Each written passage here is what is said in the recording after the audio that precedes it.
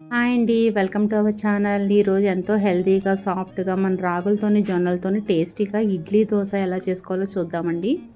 మనం రెగ్యులర్‌గా తినే ఇడ్లీ, దోస మిస్ అయ్యామనే ఫీలింగ్ కూడా అనిపించదండి. చాలా బావుంటాయండి.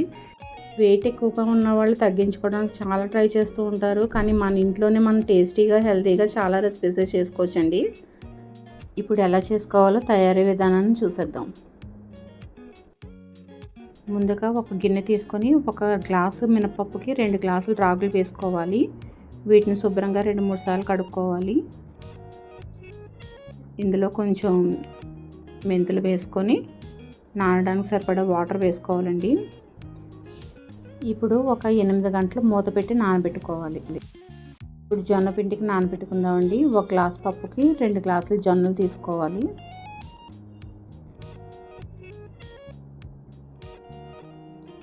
వీటిని శుభ్రంగా 2-3 సార్లు కడుక్కోవాలి.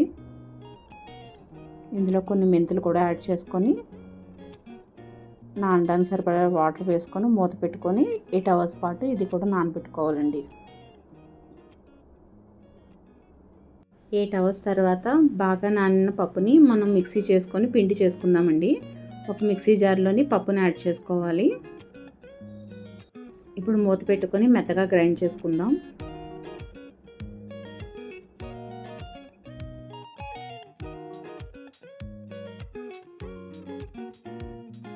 ఇప్పుడు కొద్దిగా వాటర్ వేసుకుంటూ పిండిని మెత్తగా రుబ్బుకోవాలండి.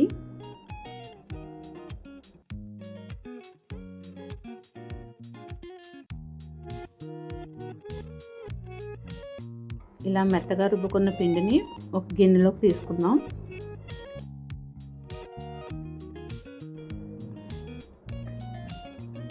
ఈ పిండిని మూత పెట్టి ఓవర్ నైట్ పులియబెట్టాలి. సేమ్ ప్రాసెస్లో రాగి పిండి కూడా చేసుకుందామండి.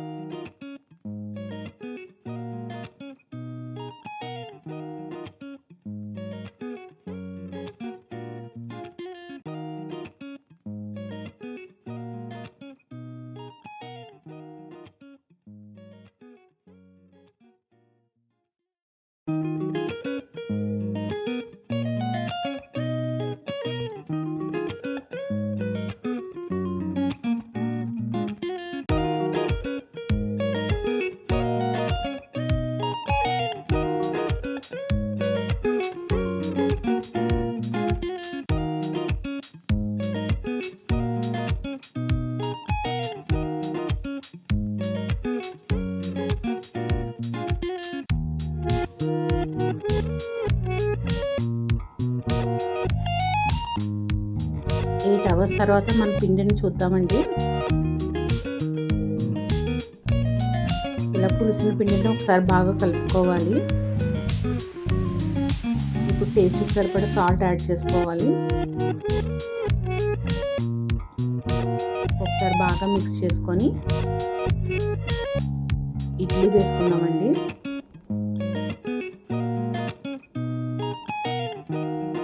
ఇడ్లీ రేకులకి కొద్దిగా నెయ్యి కానీ నూనె కానీ అప్లై చేసుకోండి. అప్లై చేసుకోకపోయినా పర్వాలేదండి, ఇడ్లీలు బాగానే వస్తాయి.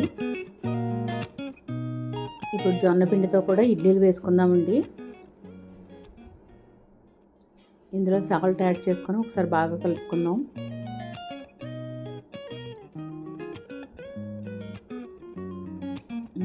కొద్దిగా పిండి వేసుకొని ఇడ్లీలు వేసుకోవాలి.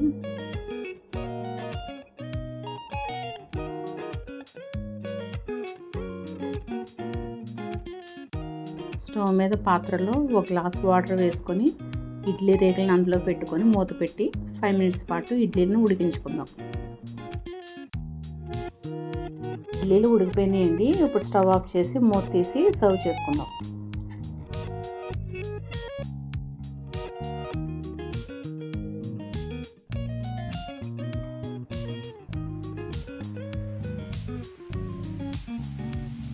ఈ ఇడ్లీలు పల్లీ చట్నీతో తింటే చాలా బాగుంటుందండి.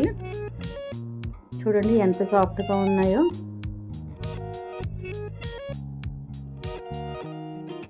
అంతే అండి, ఎంతో ఈజీగా రాగులతోని జొన్నలతోని ఇడ్లీ చేసుకోవచ్చండి. వీటిని వేడివేడిగా తింటే ఇంకా బాగుంటుందండి. ఇప్పుడు దోశలు వేసుకుందామండి. సేమ్ అదే పిండిలోని కొద్దిగా వాటర్ యాడ్ చేసుకొని మన దోశ కన్సిస్టెన్సీ వచ్చేలాగా బ్యాటర్ని రెడీ చేసుకోవాలి. ఇప్పుడు ప్యాన్ హీట్ చేసుకొని దోశ వేసుకుందామండి.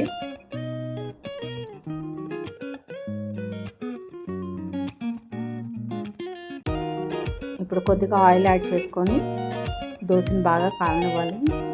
మొత్తం పైన అదంతా ఏగాలండి.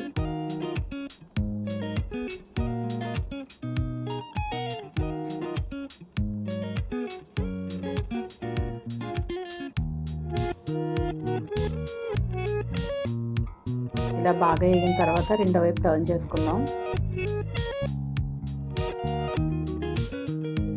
అంతే అండి. ఒక ప్లేట్లోకి తీసుకొని రెండో దోశ కూడా వేసుకుందాం.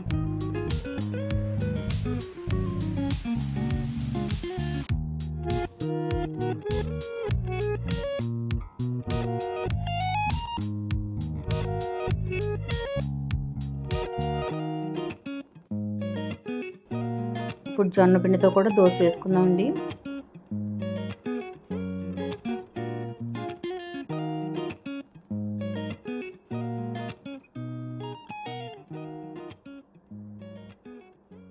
ఇందులో మీకు కావాలంటే ఆనియన్స్ కూడా చిన్న చిన్నగా చాప్ చేసుకొని వేసుకోవచ్చండి. ఇలా రెండు వైపులా కాలిన తర్వాత ఒక ప్లేట్లోకి తీసుకొని ఇంకో దోశ కూడా వేసుకుందాం.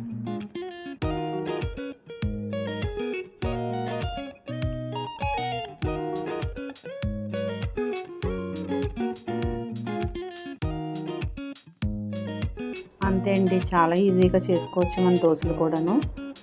ఒకసారి ట్రై చేయండి. చాలా సాఫ్ట్గా టేస్టీగా ఉంటుంది. మనకు అసలు రెగ్యులర్ దోశ మిస్ అయిన ఫీల్ కూడా అనిపించదు. చాలా టేస్టీగా ఉంటుందండి. Thank you for watching. Please like and subscribe to my channel. Thank you.